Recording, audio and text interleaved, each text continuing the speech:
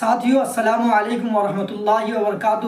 آپ کے درمیان شارٹ ویڈیو لے کر آ گیا ہوں M A Rahmani online classes پر سبق نمبر 1 کا درخشہ اردو کا شارٹ ویڈیو VVI کوسچن آپ کے درمیان لے کر آ گیا ہوں 2 نمبر والا۔ سب سے پہلا سوال بتا رہے ہیں کہ حمد اور نعت میں کیا فرق ہے، حمد اور نعت کے درمیان کیا فرق ہے اس کے بارے میں بتا رہے ہیں۔ تو حمد اس نظم کو کہتے ہیں جس میں اللہ کی تعریف بیان کی جاتی ہے، اس کو حمد کہتے ہیں۔ اور نعت کس کو کہتے ہیں؟ نعت میں رسول صلی اللہ علیہ وسلم کی تعریف بیان کی جاتی ہے، اسے نعت کہتے ہیں۔ حمد جس میں اللہ کی تعریف بیان کی جائے، نعت جس میں رسول صلی اللہ علیہ وسلم کی تعریف بیان کی جائے۔ شبنم کمالی کا اصل نام کیا تھا؟ تو شبنم کمالی کا اصل نام کیا تھا؟ مصطفیٰ رضا تھا۔ دوسرا سوال کیا ہے؟ شبنم کمالی کا اصل نام کیا تھا؟ تو شبنم کمالی کا اصل نام مصطفیٰ رضا تھا۔ تیسرا سوال ہے کہ شبنم کمالی کی 5 شعری مجموعے کا نام کیا ہے؟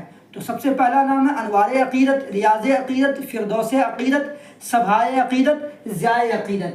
انوار عقیدت، ریاض عقیدت، صباح عقیدت، فردوس عقیدت، ضیاء عقیدت۔ شبنم کمالی کی پیدائش کب ہوئی؟ تو شبنم کمالی کی پیدائش کب ہوئی تھی؟ 22 جولائی 1938 کو ہوئی تھی، ٹھیک ہے۔ شبنم کمالی کی پیدائش کب ہوئی تھی؟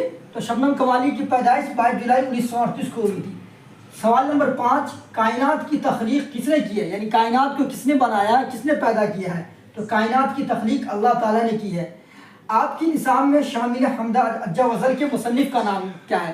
جو ہمارے کتاب کے اندر پاٹھیچریا کے اندر سلیبس کے اندر جو حمد اجزا وزل ہے اس کے مصنف کا نام کیا ہے؟ تو اس کے مصنف کا نام شبنم کمالی ہے۔ شبنم کمالی کس ضلع میں پیدا ہوئے؟ تو شبنم کمالی ضلع سیتامڑھی میں پیدا ہوئے۔ اگر آپ کو یہ شارٹ ویڈیو اچھی لگی تو آپ ضرور لائک سبسکرائب کر دیجیے گا اور 2 لوگوں کے درمیان شیئر کر دیجیے گا۔ السلام علیکم۔